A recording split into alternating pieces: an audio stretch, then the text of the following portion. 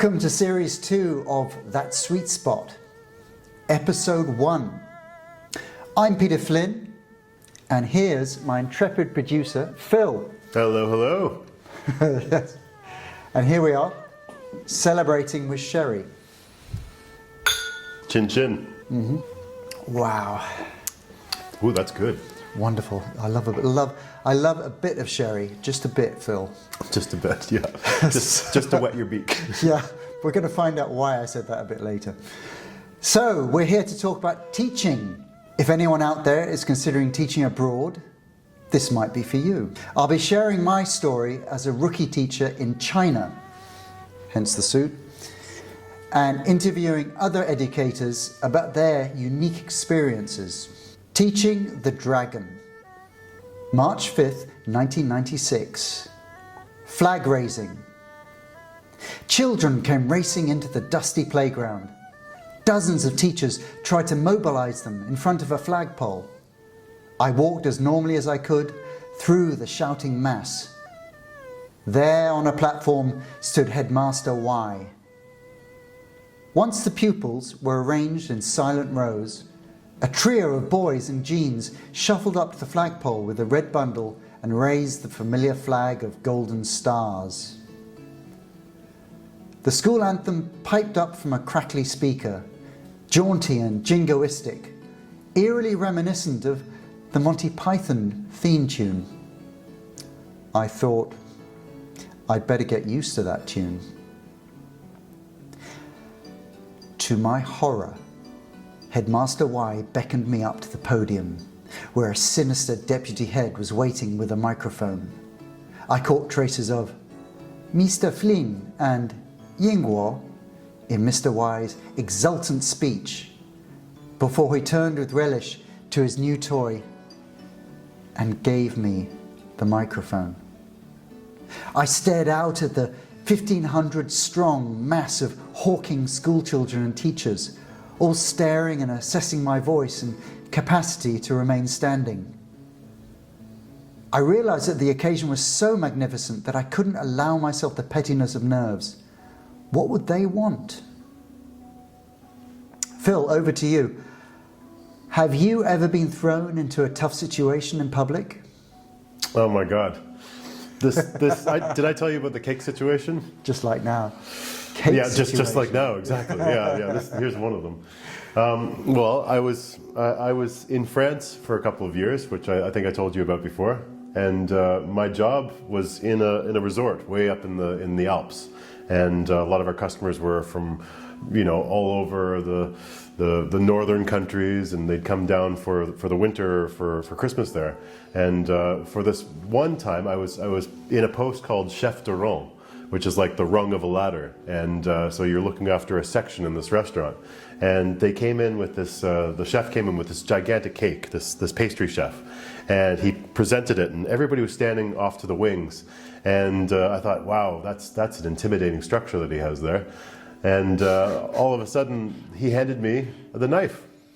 And I kind of looked around the room, and there was just like, you could hear a pin drop. Ooh. And it was like this eerie silence. Ooh. And they're like, go ahead, cut it, right? And so I walked up to it, and I kind of took the knife and I aimed at certain places on the cake, thinking, are they going to give me like a yes there, or like, hot or cold? And finally I went down to the lower tier and I cut a slice and I put it on a plate and I handed it to the person who seemed to be the guest of honor, and everybody clapped. And people patted me on the back, and I lived to tell another tale, You got away with it. This is good. Well, this is a public forum, so we'd love to hear about your stories. This is what I did back in the playground, on the platform, with the microphone. Drawing on the slogans I glimpsed in the classrooms, I gave a speech laced with patriotic endeavour.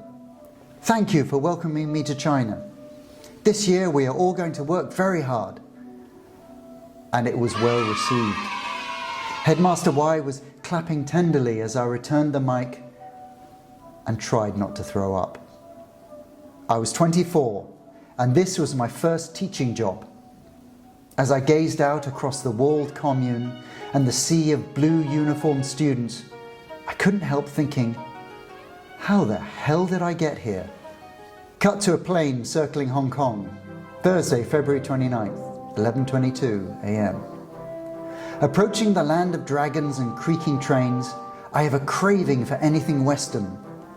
My Liverpool FC sports bag is crammed with Tolkien, Austen and pulp, Kipling and Verdi, the photographs and postcards I'm using as teaching aids and homesickness drugs, a bottle of sherry for the headmaster, and a laptop I'll be clinging to over the 48-hour train ride to City X. I'm also carrying memories from England. My first step on this adventure, going into the Chinese embassy in London. Impassive desk clerk. Why do you want to go to China? Me. Curious. Desk clerk. Wait for contact. A week later, I get a call from a professor at a Scottish university. We chat about my teaching experience. None. Well, you sound like a good chap. Would you like to work in Outer Mongolia or China? Mongolia was tempting, but I was set on the land of the Red Dragon. A month later, I was still waiting on my visa. It was taking so long, I ended up sending the Chinese embassy an ultimatum. Either I get the visa today, or I go somewhere else. The fax machine hummed. A sheet of paper slowly emerged, laced with sinister black characters.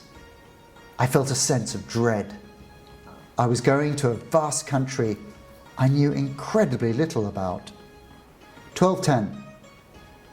The first English words I saw outside Hong Kong airport were double happiness, written on a huge billboard below a packet of cigarettes, using the Chinese character for marriage.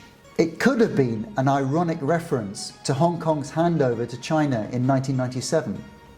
Or it could have just been a cigarette ad. Either way, the idea of happiness squared cheered me up as I thought of the train journey ahead of me. Kowloon Station, Hong Kong, March the 1st, 8 a.m. The luxury of sitting in a strange railway station may be denied in mainland China once the black shutters have whirled to 8:45 Guangzhou on the timetable board, and I make it to the train under a lorry load of luggage. The station isn't full of the rushing commuters I'm expecting in other, less Western railway stations. These silent Cantonese are dressed in European styles, with soft leather jackets and handbags, power suits, and even a few trilbies. Phil, have you ever been in a strange country and been surprised at what the local people were wearing? You know, I've spent most of my time in Europe or in North America. So it's been pretty much what I've been used to. But to be fair, if in my travels to Toronto growing up, you know, we have a lot of people coming from, as we say, coming from away. That's what the way call that's it. what we say it. Oh, they came from away.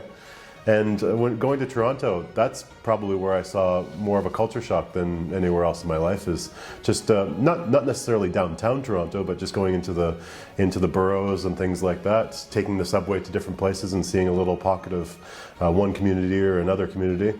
That's definitely where I really noticed it. Aside from that, I think Basque Country in Spain, but they were kind of dressing it up a little bit for the tourists, I think, in that area, yeah. right? So. I got some strange photos. I've got one photo of a monk with a gun standing against a yak, but you'll probably be able to find it somewhere. Yeah. But that's kind of fun. That's what pops into my mind. Wow. Anyway, I've just dropped you in it again. Here we go. We're back to Guangzhou train station, Land of Eyes, 1 p.m. I'm sitting in the soft bed waiting room, a dim amphitheatre with a god-sized TV at the front, tall Martian air conditioning blocks, and purple drapes screening off the light from the nearby platforms. The seats smell of urine and sweat. At least there's no alcohol dripping from my bag. The headmaster's sherry is intact. I cannot allow it to break. Guangzhou is an intensification of many of the eastern cities I've been to before, from the sounds and smells of Bangkok to the roaring sea of cars in Medan, all with withered eyes staring.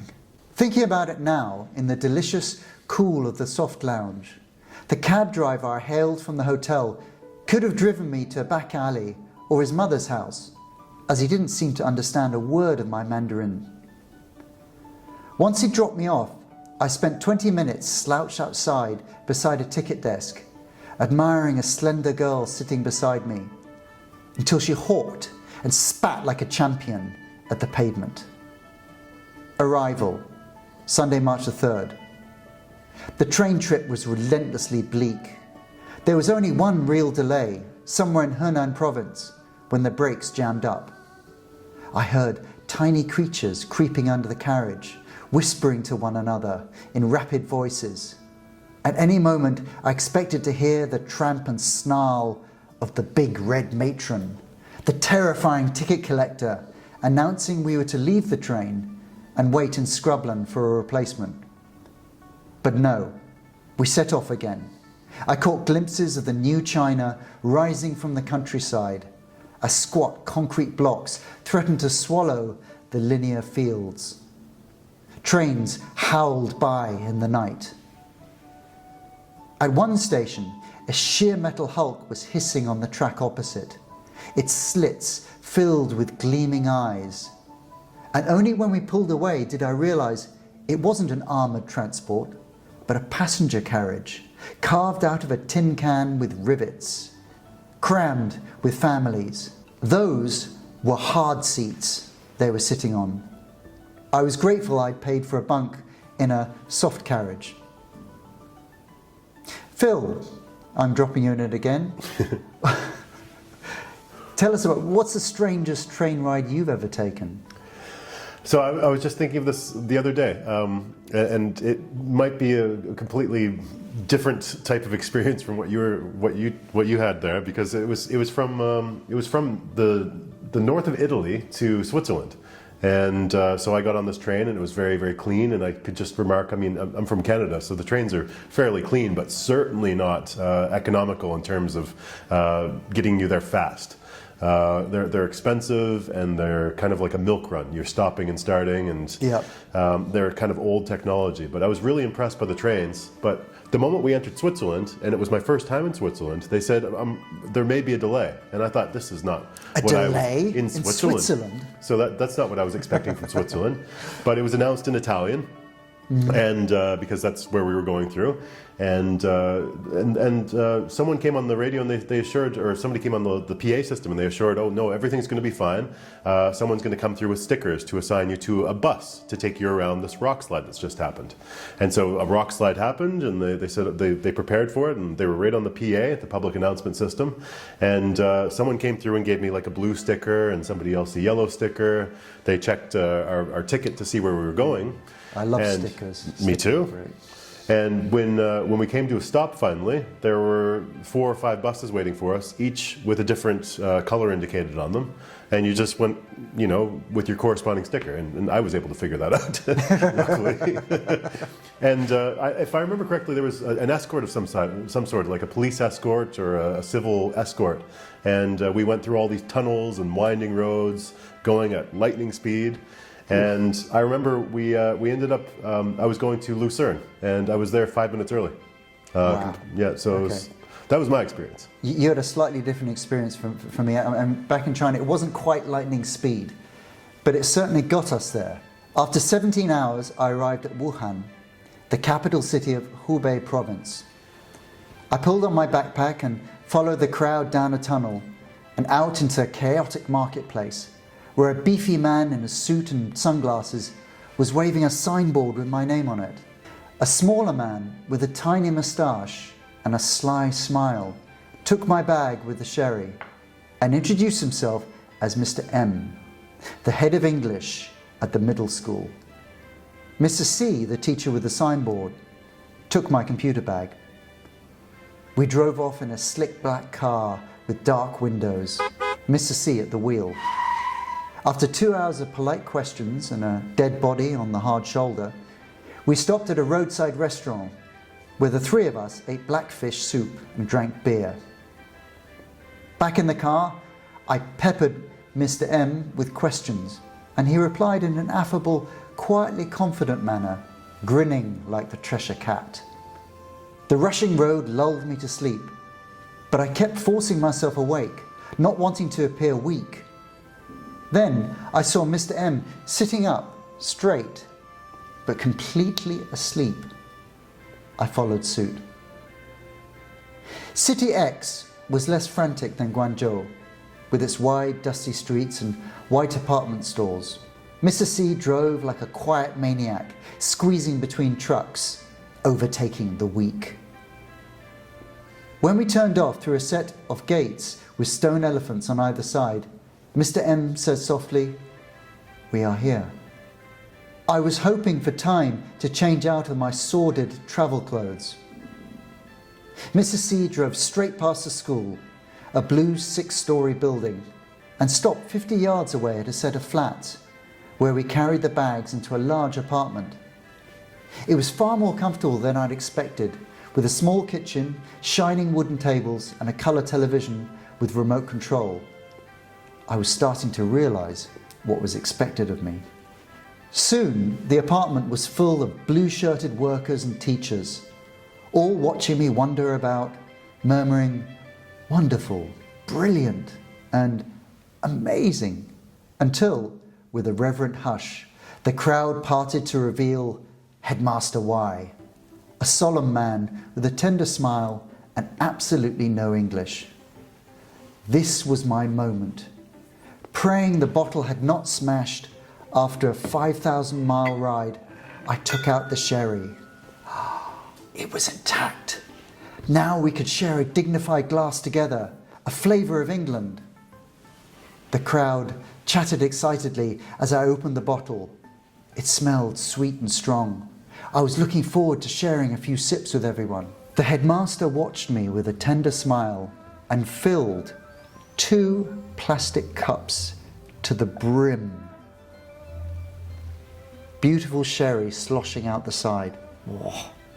To my horror, he tapped his cup against mine and threw it back in a single gulp. My head span. He held out the cup, shaking it to show it was empty. The crowd started clapping. Sickened and bewildered, I downed my glass. These people don't sip, I thought. And that's episode 1. Thank you very much, everyone, for tuning in. Like it, love it, loathe it. We'd love to hear from you.